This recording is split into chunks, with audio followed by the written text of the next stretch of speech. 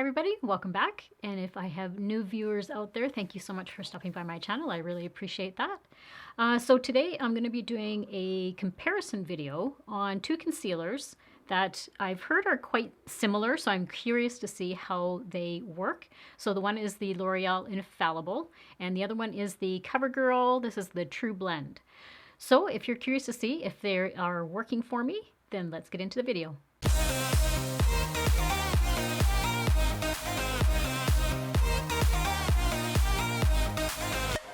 So I haven't had a chance in my previous video to say thank you so much to everyone for 1,000 subscribers. That means so much to me. So I just want to thank everybody, all my viewers out there, for subscribing and supporting.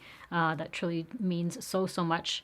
And it's so hard to try and get all those people subscribing to you. So thank you so much for supporting me.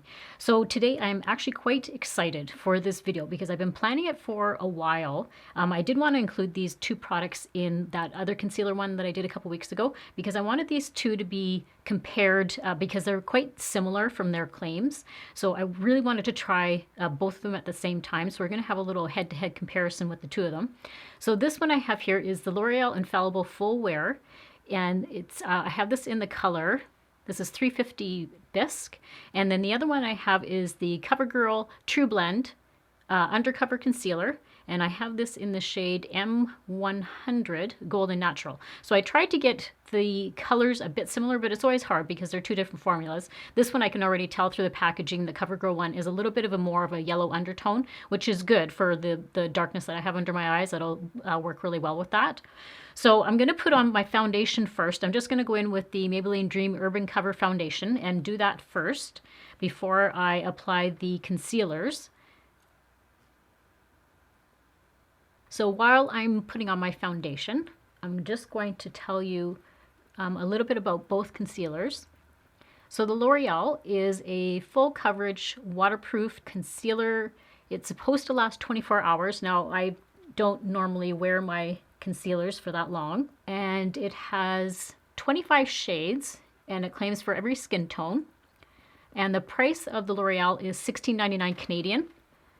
So I'm not sure, it'll probably be a little bit cheaper in other parts of the world. Okay, so as I'm getting this blended in here, the claims with the Covergirl, so this one is, the Covergirl is $10.99.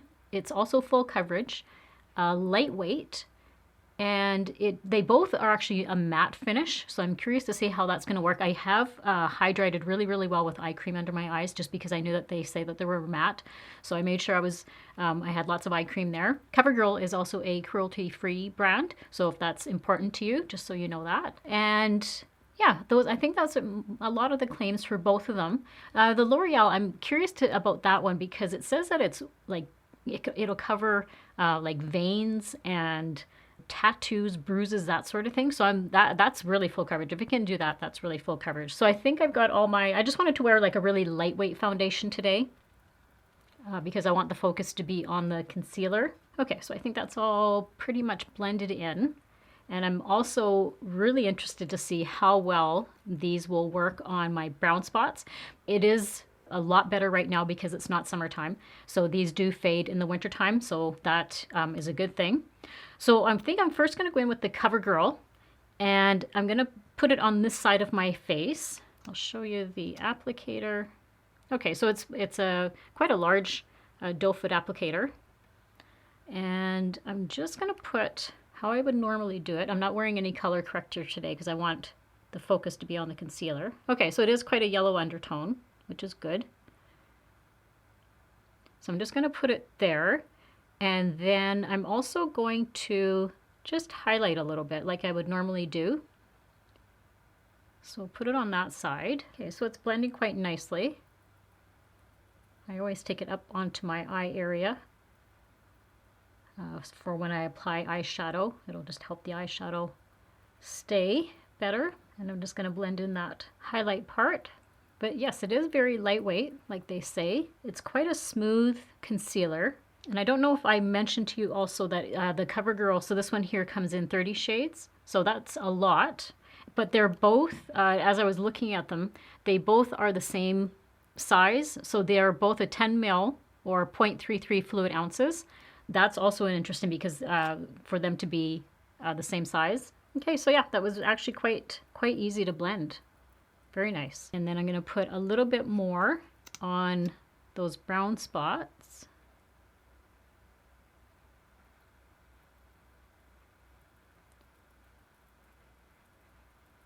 Okay, so it covered it somewhat, but I don't know how the camera is kind of picking up, but you can definitely still see that. And I can already see there's a little bit of creasing, but again, that happens with all my concealers. Okay, so on this side then, I'm going to go in with the L'Oreal Infallible, and quite a similar doe foot applicator, so very, very similar. And I'm going to just do the same procedure over here. I'm going to use the other side of the sponge just so I don't pick up all that the Covergirl one. Okay, so I like the color of this one. And this one is blending really nicely too. Okay, and so then with the L'Oreal, I'm just going to go in. The brown spot on this side isn't as dark as the other side, but I am going to try and cover some of it up. Oh wow, actually that's, holy smokes, that's really covering it up. I don't know if the camera can see, but wow, that's really covered up that brown spot. I'm impressed. Okay, so it covered that spot really well. So far I'm impressed with both of them, just looking at the amount of coverage. They both are creasing just a little bit under my eye, but again, that's normal. I don't think I have a concealer that doesn't crease. I'm just going to set it like I normally do. So I'm just going to go in with the Maybelline Fit, and I have this in the shade Fair Light. And I will just take a little bit on my sponge and just kind of lightly pat it on. I'm not baking. This baking is when you put a whole bunch under your eye and leave it there.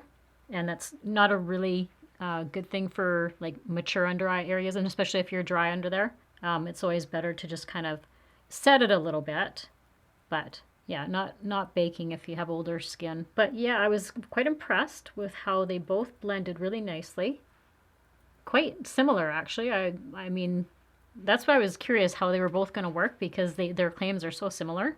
And then I'm just going to set the rest of my face like I normally would. So far, I'm very impressed with both of them, just looking at them as a comparison. I think so this side is the L'Oreal. I think that has a little bit more coverage than the CoverGirl side, but so far so good. Okay, so I'm just going to go and do the rest of my makeup off camera, and I will be right back. Okay, so now that the rest of my makeup is on, I'm actually very impressed with how both of them are looking.